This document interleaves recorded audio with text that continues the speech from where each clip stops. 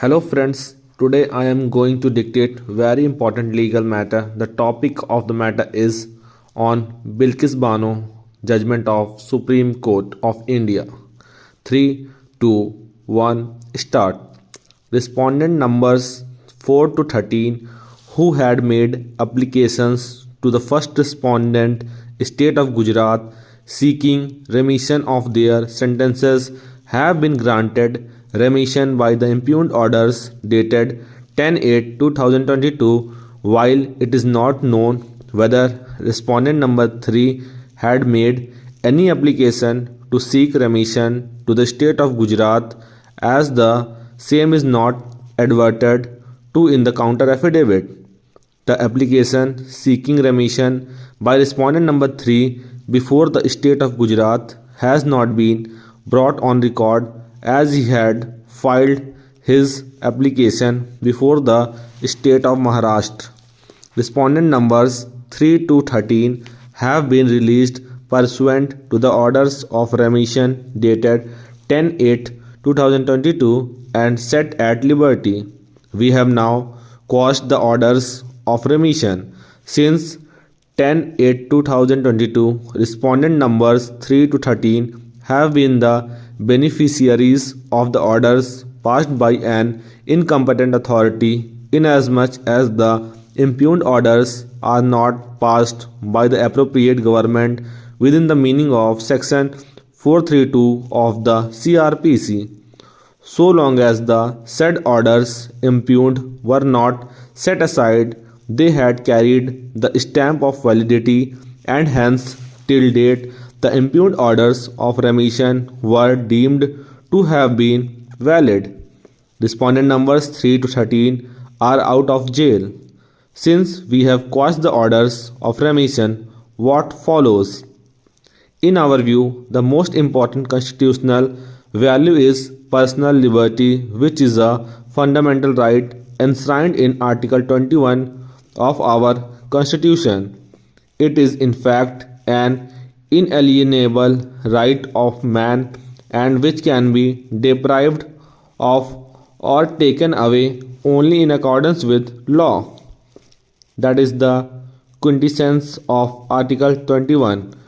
But this is a case where respondent numbers 3 to 13 have been granted liberty and have been released from imprisonment by virtue of the impugned orders of remission dated 10/8/2022, which we have declared and quashed as wholly without jurisdiction and non-est. Having quashed the orders of remission made in favor of respondent numbers 3 to 13, should they be sent back to prison? Whether respondent number 3 to 13 must have the benefit of their liberty despite obtaining the same from an incompetent authority with the aid of an order of this court obtained fraudulently, and therefore the same being illegal and carry a stamp of being a nullity and non-est in the eye of law. This has been a delicate question for consideration before us. Learned counsel for the petitioner in writ petition number 491 of 2022 has vehemently contended that there being failure of rule of law in the instant case, justice would be done by this court only when respondent numbers 3 to 13 are returned to the prison. They can be granted remission only in accordance with law. On the other hand, respective learned senior counsel and counsel for the respondents 3 to 13 who have appeared have pleaded that they have the enjoying liberty since 10/8/2022 and in spite of there being any error in the orders of remission, although the orders of remission may be caused by exercising jurisdiction under Article 142 of the Constitution, these respondents may not be subjected to imprisonment once again, and they may remain out of jail as free persons. In other words, their liberty may be protected. We have given our anxious thought to the aforesaid divergent contentions. The primary question that now arises for our consideration is this: when is liberty of a person protected? Article 21 of the Constitution states that no person shall be deprived of his liberty except in accordance with law. Conversely, we think that a person is entitled to protection of his liberty only in accordance with law. When a person's liberty cannot be violated in breach of a law, can a person's liberty be protected even in the face of a breach or violation of law?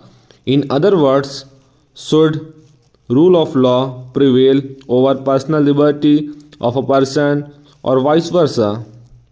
Further, should this court weigh in favor of a person's freedom and liberty even when it has been established that the same was granted in violation of law? Should the scales of justice tilt against rule of law? In upholding rule of law, we are depriving respondent numbers 3 to 13 their right to freedom and liberty. We wish to make it clear that only when rule of law prevails will liberty and all other fundamental rights would prevail under our Constitution, including the right to equality and equal protection of law as enshrined in Article 14 thereof. Stop.